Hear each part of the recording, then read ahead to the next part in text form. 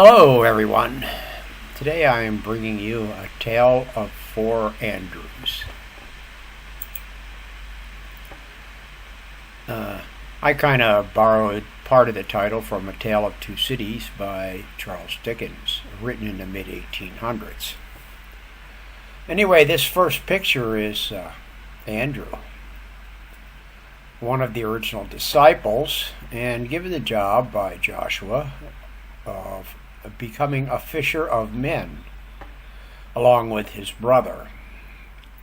So he was commanded to go out and about amongst the people and bring men to the paths of righteousness. Now, someone who lived 2,000 years ago, their particular history could be a little sketchy, but evidently that's exactly what he did, and he became sainted by the early Roman Catholic Church.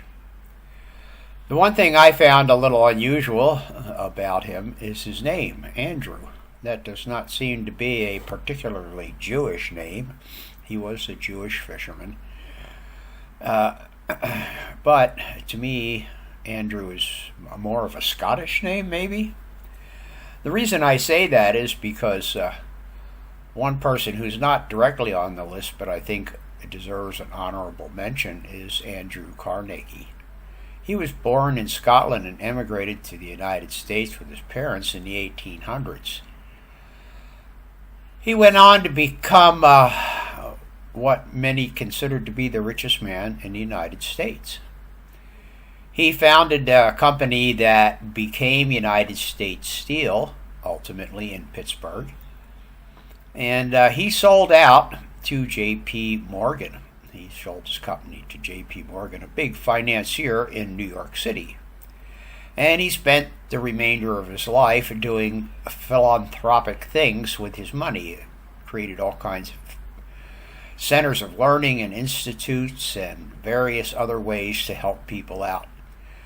So certainly seems to be a fine example of what Andrew was tasked with doing, going out, bringing people to righteousness. Now, my next example is no longer Prince Andrew. Andrew seems to have dropped the ball.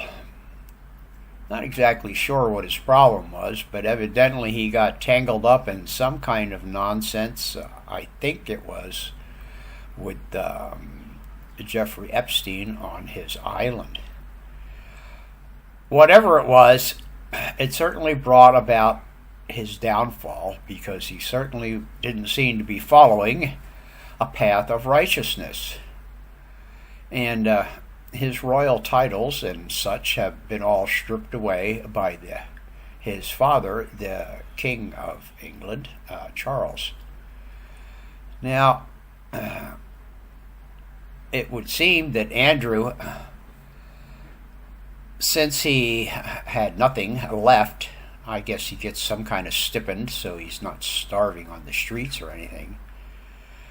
But he thought he would go to Hollywood, because for whatever reason the Hollywood types seem to be enamored of royalty, especially the British royalty, and he could make a name for himself in Hollywood.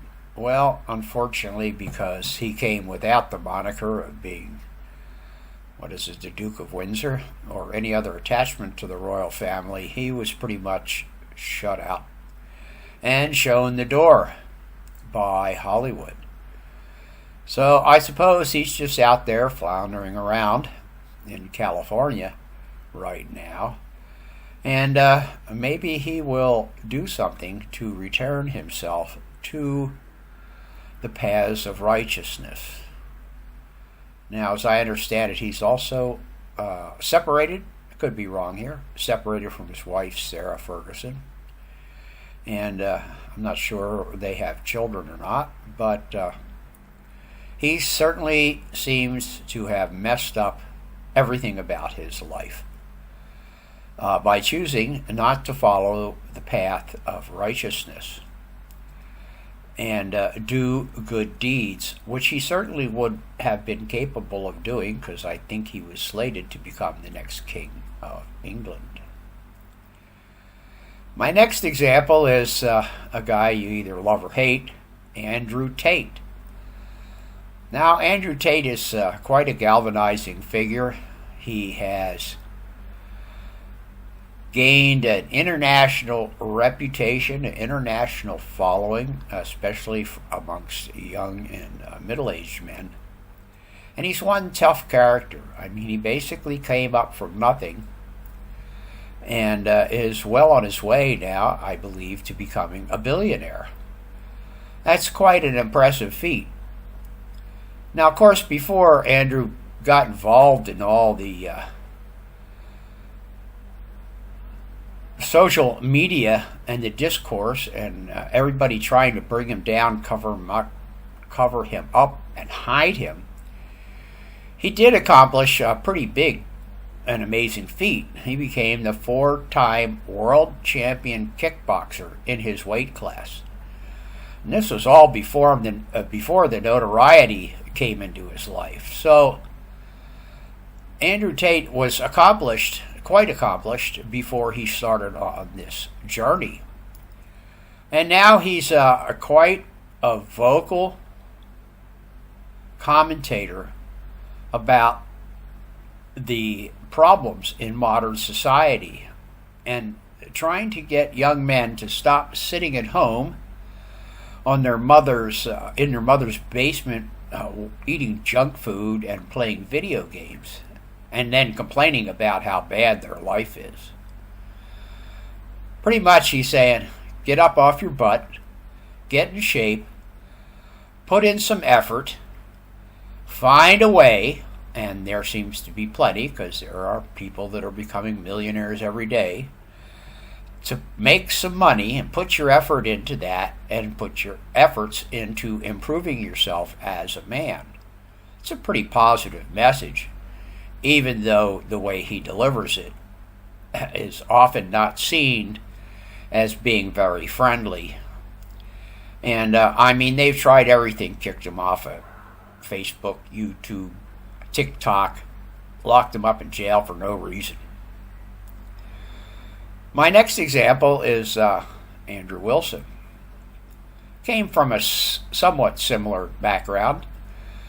Was born in California, raised in California, and when he hit the age of 19, his father set him down and said, well, hey, look, Andrew, you know, you're 19 now, and you're wandering around aimlessly. Time to get off your rusty-dusty and do something with your life. So he did.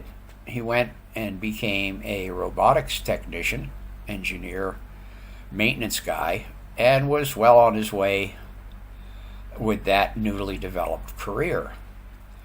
However, he had a very strong infusion of certain moral code, I guess you'd call it, from his father, and he would see things that he really didn't agree with, people he didn't agree with all the time. So he started looking for opportunities to debate people, using his personal outlook on life, his personal philosophy, to challenge their beliefs. And of course, he started to gain national and then international notoriety because of his stance on many issues. Now, he probably most closely follows the original Andrew, the disciple, because he's a deeply religious man and believes that the morals taught by deep religious convictions are really the best way to live your life. Whether you agree with them or not is really immaterial.